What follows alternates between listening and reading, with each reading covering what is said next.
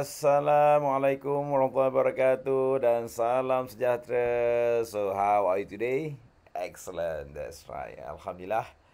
Malam ni kita dapat bersama lagi dalam session sembang santai kita. Okay, so I believe that sebaik-baik manusia orang boleh beri manfaat, betul? Dan lebih baik manusia itu kalau dia boleh beri manfaat dengan lebih ramai orang, betul? Yes. Alhamdulillah, malam ni kita dapat bersama lagi dalam sesi sembang santai kita. Sesi berkongsi pengalaman, berkongsi ilmu kita kepada mereka yang nak sesuatu yang berbeza, sesuatu yang maybe anda boleh gunakan dalam kehidupan anda hari-harian. Anda boleh gunakan juga dalam perjalanan career anda harian, supaya kita boleh perbaiki, kita boleh perbaiki perjalanan hidup kita. Kita boleh perbaiki diri kita, dan sesungguhnya kita kalau ada peluang kita boleh bantu orang untuk perbaiki diri mereka sendiri. Betul? Okay. So Alhamdulillah hari ini saya diberi lagi kesihatan, diberi lagi satu hari untuk memberi yang terbaik. Pagi tadi kita ada session dengan MSOIS punya management committee. Kita merancang untuk menaikkan orang kata martabat safety dekat Malaysia ni dengan berbagai-bagai program. So therefore siapa-siapa juga yang berpeluang untuk join MSOIS, anda boleh join untuk kita dapat berbanyak maklumat, kita dapat orang kata membantu meletakkan OIS pada landasan yang seterusnya, dan juga menjadikan diri kita lebih profesional. Okay. Dan pada sesi petang pula kita ada bersama dengan mentor-mentee OIS auditor. So therefore siapa-siapa yang terlibat dalam mau belajar lebih mendalam tentang bagaimana melakukan audit dengan lebih baik, selain daripada kelas-kelas formal, kita ada juga sesi kita panggil mentor-mentee OIS auditor. Kenapa? Mereka yang masuk ke dalam grup ni adalah mereka yang akan saya coach, yang akan saya mentor selama lebih kurang 6 bulan. 6 bulan dengan perjumpaan sekali sebulan, di mana kita akan pelajari teknik-teknik bagaimana menjadi auditor yang excellent, bagaimana untuk menjadi orang kata auditor yang cemerlang dalam melaksanakan tugas, dan juga upgrade ilmu-ilmu baru. Kerana apa? Dalam perjalanan sebagai seorang auditor, sebagai seorang safety officer, safety supervisor, sebagai OYK, kita kena bersiap sedia untuk improve dan upgrade diri.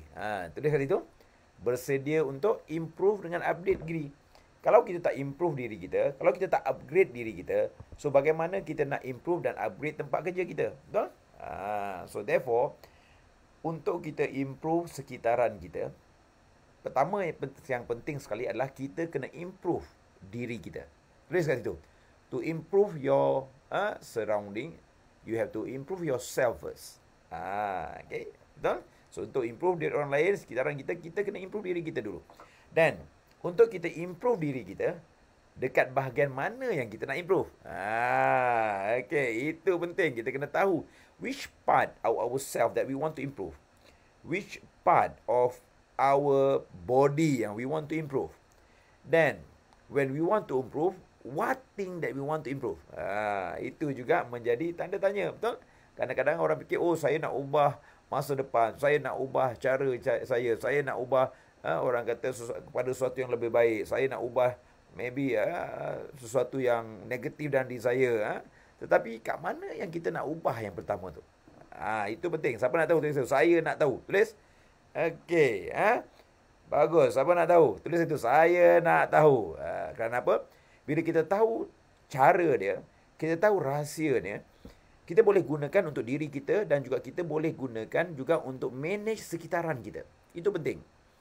Isu kita adalah kita berinteraksi dengan orang lain, tetapi kita gagal untuk memahami psikologi antara dua atau lebih manusia. That's why amat penting untuk kita faham sesuatu berkaitan dengan psikologi manusia, kerana ia memberikan kita sesuatu kekuatan untuk mengawal keadaan. Okay? So, keadaan kat sini ada dua. Inner control dengan outer control. Tulis kat situ. Inner control to outer control. So, that's why dalam psikologi, kita ada satu terms yang kita panggil psychology defense system ataupun dipanggil defense mechanism. Apa dah? Defense mechanism ataupun apa dah? Psychology defense system. Okey, tulis kat situ. Apa dia? Psychology defense system. Okey. Psychology defense system ni adalah sesuatu yang ada dalam pemikiran kita. Okey. Di mana seseorang itu menggunakan this defense mechanism untuk memastikan ia dapat protect ego dia. Untuk apa? Protect ego. Kerana apa? Dalam kepala otak manusia ni ada satu part yang menyimpan ego. Okey, apa dia? Ego. Adakah ego ni penting, tuan-tuan? Ego ni kalau diletak pada tempat yang betul, bagus. Tapi yang tak bagusnya bila diletak pada tempat yang tak bagus. So we have to understand. So setiap orang akan ada dia punya defense mechanism ataupun dia panggil psychology defense system supaya ia dapat control dan juga menyelamatkan ego dia. We have to understand that. Sebagai contoh dia, saya bagi contoh. Contoh. Macam kita. Bayangkan kita ni tiba-tiba sedang kita jalan-jalan-jalan. Okey. Orang gelakkan kita. Orang gelakkan kita. So, kita mesti ada sesuatu yang terasa. Kenapa orang gelakkan aku ni? Okey.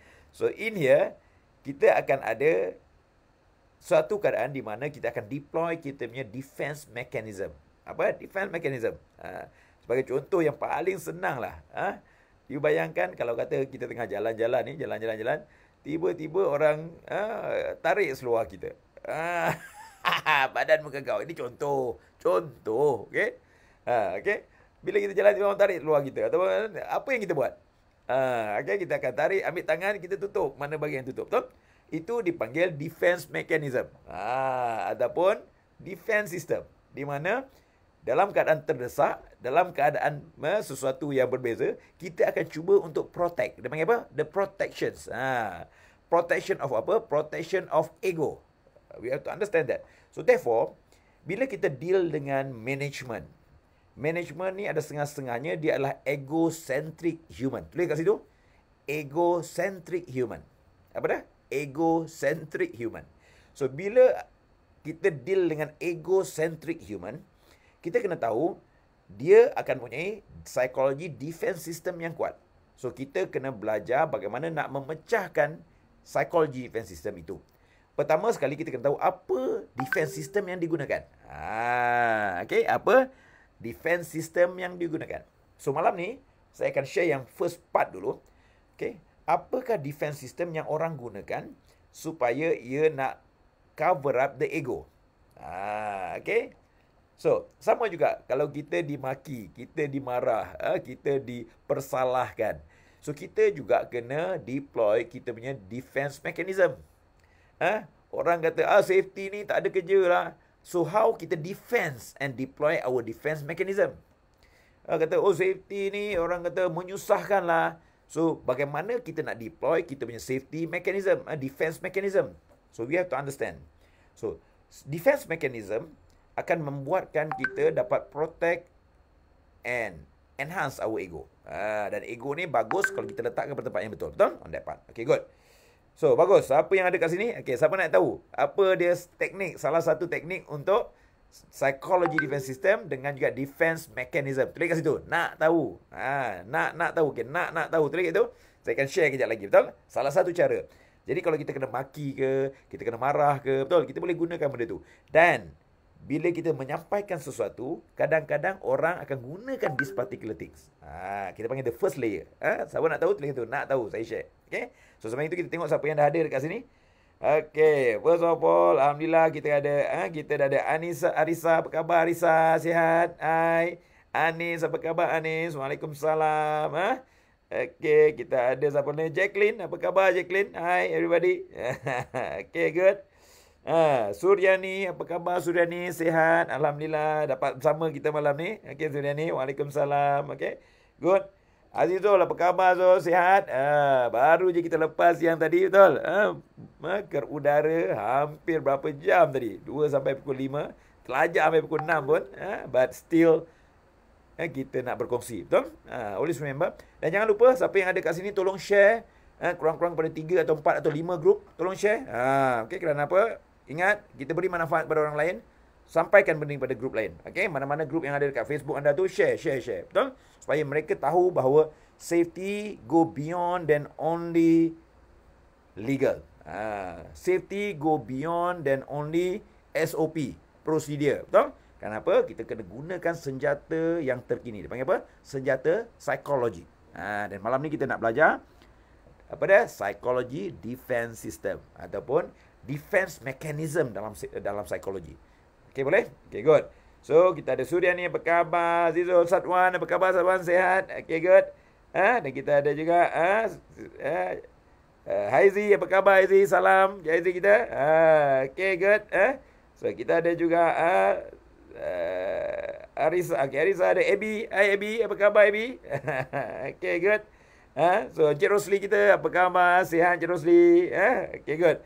Tarmizi pun ada. Mizi, apa khabar? Waalaikumsalam warahmatullahi wabarakatuh. Okay, good. So, malam ni kita akan belajar salah satu perkara yang best dalam psikologi. Dipanggil apa? Psychology Defense Mechanism. Ataupun Psychology Defense System. Kerana apa? Manusia ni, bila kita beritahu sesuatu, sesuatu yang maybe dia rasa memalukan, sama juga macam kita lah. Bila ada satu keadaan kita memalukan, kita akan deploy kitanya defense mechanism. Okay. Apa defense mechanism yang kita kena deploy dan yang kita tahu orang lain deploy? So, bila kita tahu dan kita tahu how to handle the situation. Apa dah? How to handle the situation. Kerana apa? Kita sedar, dia tengah defense system ni. Dia tengah, orang kata, deploy dia punya defense mechanism ni. So, bila kita tahu, dan kita tahu macam mana nak break the defense. Faham saya? Dapat. Okay, defense system yang pertama, tulis kat situ, siapa yang ada. Okay, defense system yang pertama, ataupun defense mechanism yang pertama, adalah dipanggil denial. Apa? Denial. Ataupun dalam bahasa Malaysia, kita panggil denial ni apa? Denial ni dalam keadaan orang kata tidak sedar, tak nak menerima, ataupun tak nak menerima keadaan itu. Okey? Contoh dia. Bagi contoh. So, you terangkan, okey bos, kita kena buat macam ni. Alah, saya dah tahu dah benda tu. Betul lah. Nampak tak? Bila kata, dah tahulah, mana tu adalah denial. Dia kata, ini kerja kau, bukan kerja aku. Ni kerja safety, bukan kerja saya. Ni kerja safety, bukan kerja operation. Nampak? Itu adalah denial. Faham tak? Okay.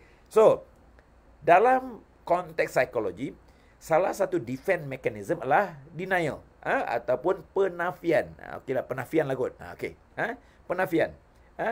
Denial penafian ke? Deny. Deny sesuatu. Tidak, tak menerima lah. Denial. Ataupun tidak okey, bolehlah tu. Saya kalau bila translate dalam bahasa Malaysia ni masalah sikit. Okay, siapa yang ada, tolongkan translate saya kat situ. Dia panggil denial. Okay, denial ni maksudnya, bila orang beritahu sesuatu, kita reject the information.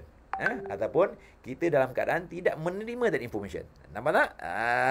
So, bila kita gunakan denial, ataupun orang lain gunakan denial, dia dalam keadaan tidak mahu menerima fakta itu. Dan bila orang tu tak terima, dia sedang deploy dia punya psychology defense system. Apa dia? Psychology defense system. Then that's why kita kena belajar macam nak break the defense system. Kalau kata kita tak boleh break the defense system, at the end of the day, apa yang kita sampaikan tidak akan diambil pot. Apa yang kita sampaikan tidak akan sampai kepada diri dia. Dan apa yang kita sampaikan, ia hanya berlalu di angin lalu. Okay? Sama juga. Bila orang maki kita, bila orang kata negatif pada kita, bila orang katakan sesuatu yang tak bagus pada kita, kita ada dua pilihan. Berapa pilihan? Dua pilihan. Okay? Dari segi mechanism of psychology, kita ada dua pilihan. Apa dia? Sama ada kita nak accept atau kita nak deny. Tulis kat situ. Nak accept ataupun nak deny. That's why dia ada pro and con. So, if we accept, kita kena terima consequences of acceptance. Dan bila kita nak deny, so kita kena prepare the platform of denial. Okay, itu kita kena tahu. So, boleh? Okay, denial. Okay, bagus. So, Therefore, bila kita tahu menggunakan that particular concept, secara tak langsung, kita tidak akan mudah, orang kata, terpengaruh ataupun terbawa-bawa emosi tu. Sama juga dengan orang. Kadang-kadang bila kita kata, tolong buat benda ni. Aku tak tahulah. Ini bukan kerja aku lah. Nampak tak? Bila kita kata bukan aku, bukan kerja aku, ini kerja engkau, itu adalah the state of denial. Faham saya? Kalau boleh? So that's why dalam kategori denial, kita amat sukar untuk membantu dia. So kita kena belajar bagaimana nak break that particular defense. Break that particular system defense atau mechanism defense dia tu. Supaya bila kita break the mechanism of defense, then maklumat tu akan boleh diterima dengan lebih baik. Dia akan ada level of acceptance. Because why? Kontra daripada denial adalah acceptance. So kita kena break the denial supaya dia akan ada acceptance. Faham tak? Okay, boleh? Alah, ada yang kata heavy pula malam ni. Bukan heavy. Ini level geli-geli je. Apa dah? Untuk saya ni geli-geli je. Tapi kalau anda faham konsep ni, then bila anda tegur je, bukan aku ni. Anda tahu ini denial ni. Faham tak? So bila anda dah tahu, anda know how to break the denial. Faham tak? Itu yang penting. Jadi kita tak mudah frustrated on that part. Okay, boleh? Okay, good. So alhamdulillah, hopefully malam ni anda belajar sesuatu. Diharapkan benda ini bermanfaat untuk anda. Okay, boleh? So therefore, bila kita tahu seseorang punya ilmu psikologi dan how people feedback the psychology with us, kita tak mudah frustrated. Kita tak mudah kecewa. Kita tak mudah hilang akal untuk deal dengan dia. Faham saya kan? Kenapa? Bila kita tahu ilmu psikologi, kita akan tahu the power to control. Tulis kat situ. Tulis kat situ. Best ni. Psychology is power to control. Apa dah? Power to control. Dan nombor satu yang kita kena belajar untuk control adalah apa dah? How I think. Apa dah? How I think. Apa dah? How I think. And how the other people think. On that part. Boleh? Okey, bagus. Okey, ada yang faham. Baik ni. So, okey. Denial, bodoh sombong. Boleh lah tu. Boleh pakai lah ni. Okey, bagus. So, insyaAllah, malam besok kita akan cover lagi yang kedua. Apa defense mechanism? Apa psikologi defense system yang kedua? Faham tak? Dan bila kita faham psikologi tu, dan kita boleh mendapat sesuatu yang dipanggil the power to control. Kalau boleh? Okay? So, it's my pleasure to have all of you. Selamat malam. Kita jumpa lagi malam besok. Stay safe, stay healthy, and stay excellent. Okay, bye. Bye.